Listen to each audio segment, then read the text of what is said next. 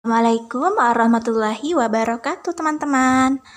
Nah sekarang kita bertemu lagi dalam video Ustadzah masih di tema 5 subtema 3 pembelajaran 5 dan 6. Nah kita sebelum melanjutkan videonya kita berdoa dulu yuk sebelum belajar. Bismillahirrahmanirrahim. Rabbi zidni ilma warzuqni fahma.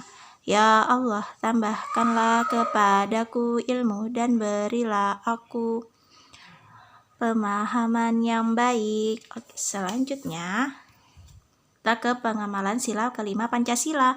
Masih ingat tidak bunyi sila kelima Pancasila? Ya, betul. Keadilan sosial bagi seluruh rakyat Indonesia.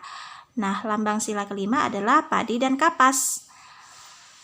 Pengamalan sikap sila kelima itu ada beberapa. Nah, di sini Ustadzah akan menjelaskan beberapa saja ya.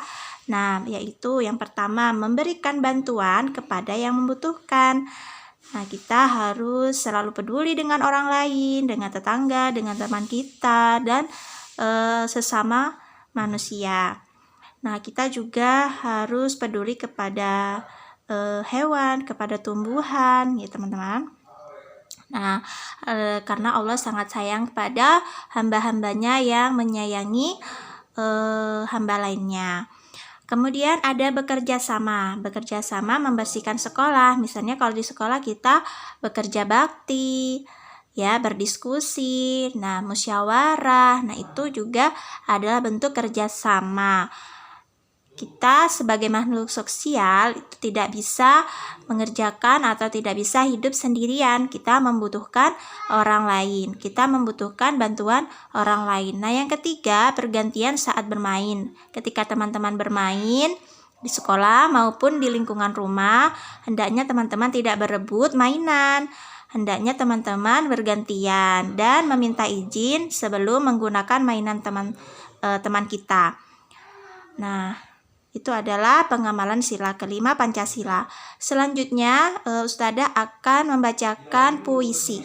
Nah, kita akan menentukan kosakata pada puisi ini, yaitu judulnya Nyiur Hijau. Ciptaan R. Maladi. Nyiur hijau di tepi pantai, siar-siur daunnya melambai, padi mengembang, kuning merayu, burung-burung bernyanyi gembira. Tanah airku, tumpah darahku, tanah yang subur kaya makmur. Tanah airku, tumpah darahku, tanah yang indah permai nyata. Nah, di sini ada kata-kata yang mungkin kita belum tahu ya teman-teman. Nah, kita coba tentukan kosakatanya. Yang pertama, nyiur. Nyiur hijau. Nyiur itu adalah pohon kelapa, ya. Dan merayu, menarik hati, ya. Tumpah darahku, tempat kelahiran. Makmur, jaya atau berkembang. Permai nyata, sangat terlihat menarik, sangat terlihat indah. Ya, itu adalah kosakata yang bisa kita dapatkan dari puisi Nyiur Hijau tadi ya teman-teman. Nah, ketika teman-teman ingin menentukan kosakatanya atau mengartikan isi dari puisi atau mengartikan kata-kata dari puisi yang teman-teman baca, teman-teman bisa mencari di Kamus Bahasa Indonesia. Nah, karena puisi itu kan isinya terdapat makna-makna ya, katanya itu berisi kiasan yang indah. Jadi tentu ada isinya, tentu ada artinya. Dan selanjutnya alat ukur tidak baku. Alat ukur panjang tidak baku yaitu contohnya jengkal, depa, hasta, dan langkah kaki. Kalau yang kemarin penggaris dan meteran itu adalah alat ukur yang baku.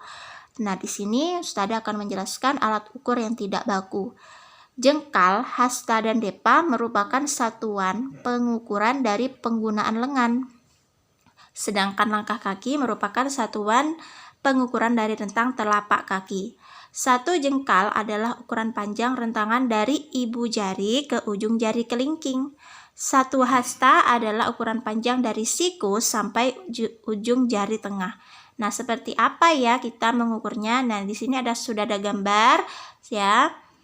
ya satuan tidak baku, yaitu satuan yang tidak ditetapkan sebagai standar dalam pengukuran. Jadi tidak ada angkanya seperti penggaris atau meteran ya teman-teman. Kemarin kalau penggaris dan meteran sudah ada angkanya, jadi sudah kita bisa tentukan. Tapi kalau satuan yang tidak baku, tidak ada angkanya, tidak ada ketetapan standar dalam pengukurannya. Jadi menggunakan anggota tubuh kita, misalnya depa, ya seperti ini depa. Rentangan tangan ya dari kanan kiri direntangkan seperti ini. Kalau jengkal dari ibu jari sampai kelingking.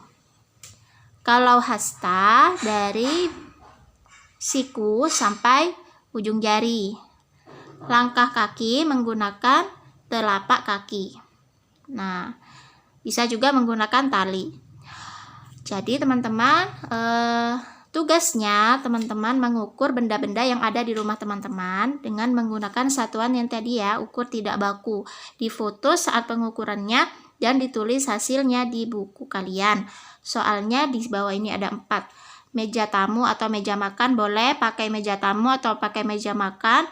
Diukur menggunakan jengkal tangan kalian atau jengkal jari kalian. Yang kedua, tembok atau dinding kamar atau dinding ruang tamu boleh menggunakan ukuran depa ya. Kemudian lantai ruang tamu menggunakan langkah kaki ya. Jadi teman-teman melangkahkan kaki berapa, misalnya lantai ruang tamunya ada berapa langkah kaki, ada berapa kali langkah kaki. Yang keempat, lemari baju atau lemari pakaian, lemari apa saja boleh yang ada di rumah, ukur menggunakan hastanya ya. Di foto saat pengukurannya, kemudian ditulis hasilnya ya, bisa dibantu ayah dan bunda. Terima kasih sudah menonton video Ustadzah, semoga bermanfaat. Jangan lupa sholat 5 waktu, murojaah, berbakti kepada ayah bunda di rumah, selalu menjaga kesehatan. Assalamualaikum warahmatullahi wabarakatuh.